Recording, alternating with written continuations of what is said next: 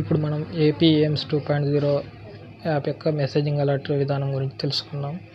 మనకు ఏపీఎమ్స్ 2.0 యాప్లో మనకు ఫార్మర్ రిజిస్టర్ చేసుకొని ఎప్పుడైతే లాగిన్ చేస్తారో ఆ మొబైల్కి ఆ యొక్క ప్రాంతంలో ఏ క్రాప్ మనకు ఎంత పడింది ఏం కథ డేటా అంతా వచ్చేసి గవర్నమెంట్ దగ్గర ఉంటుంది.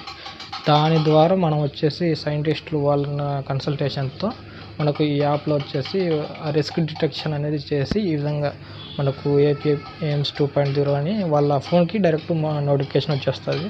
ఇప్పుడు ఇక్కడ చూసుకున్నారు కదా, మనకు రిస్క్ డిటెక్షన్ ఆన్ మేజ్ అంటే మొక్కజొన్నలో మనకు ఫాల్ ఆర్మీ అంటే కత్తెర పురుగు యొక్క ఉధృతి రావచ్చని ఇక్కడ ఇచ్చింది. ప్రాబిలిటీ వచ్చేసి 92.1% ఉంది అంటే అవకాశము.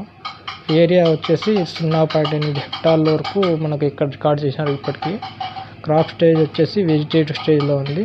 క్రాప్ ఏజ్ 21 రోజులు అని చెప్తున్నారు. అంటే ఈ క్రాప్ డేటాను బట్టి వీళ్ళు ఇక్కడ పంపిస్తారనమాట.